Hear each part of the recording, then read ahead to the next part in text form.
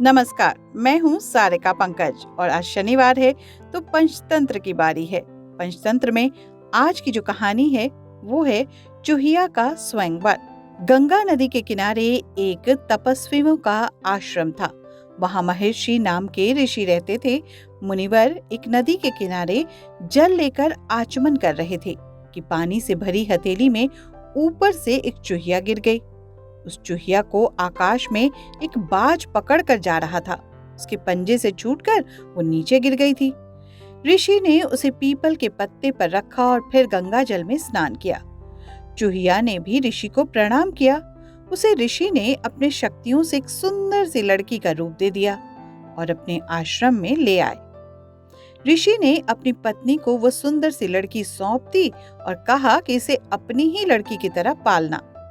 ऋषि की अपनी कोई संतान नहीं थी, इसलिए ऋषि की पत्नी ने उसका लालन पालन बड़े प्रेम से किया।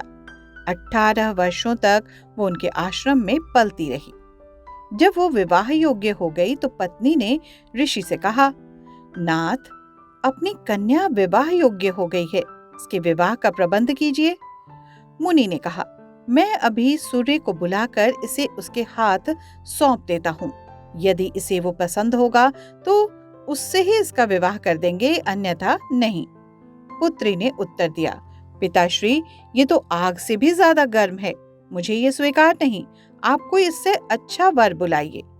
मुनि ने सूर्य से पूछा कि तुमसे अच्छा वर कौन है भला? सूर्य ने कहा, मेरे से अच्छा तो ये मेघ है, जो मेरे को भी ढक देते हैं। मुनि ने मेघ को बुलाकर पूछा, क्या तुम्हें ये स्वीकार है? पुत्री ने कहा, ये तो बहुत काला है, कोई इससे अच्छा वर बुलाइए। मुनि ने मेघ से पूछा, तुमसे अच्छा वर कौन है भला?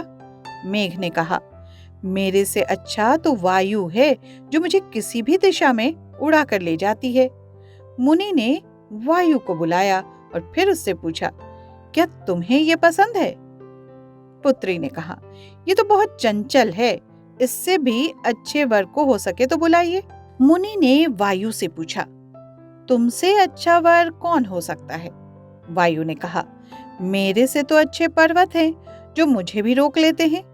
मुनि ने फिर पर्वत को बुलाया और उनसे पूछा, क्या तुम्हें ये पसंद है?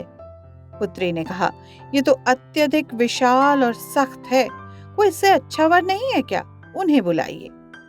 मुनि ने पर्वत से पूछा, पर्वतराज, तुमसे अच्छा वर कौन होगा? पर्वत ने कहा, मेरे से तो अच्छा चूहा है, जो मुझे भी तोड़कर मेरे अंदर बिल बना लेते हैं।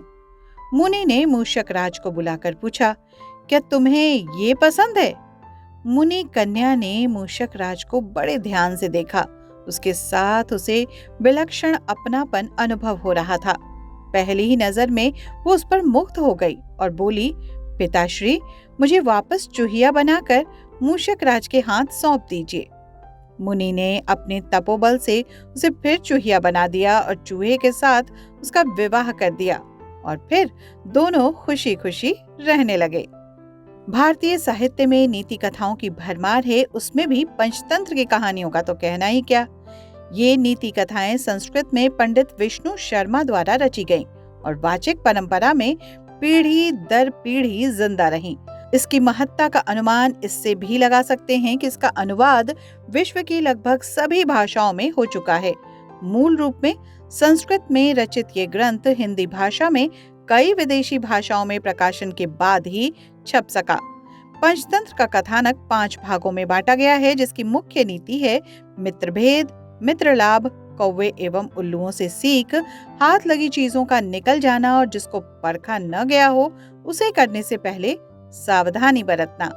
पंचतंत्र की कहानियां मनुष्यों के अलावा पशु पक्षियों को भी पात्र बनाकर शिक्षाप्रद बातें बताती है। इसलिए साहित्य तक पर कालजयी कथाओं की कड़ी में हर सप्ताह शनिवार को पंचतंत्र की ऐसी ही कहानियां मैं लेकर आती हूँ। आज आपने सुना चूहिया का स्वयंवर। अगले शनिवार को फिर अगली कहानी लेकर आऊंगी पंचतंत्र से। तब तक करिए हमारा इंतजार। नमस्कार।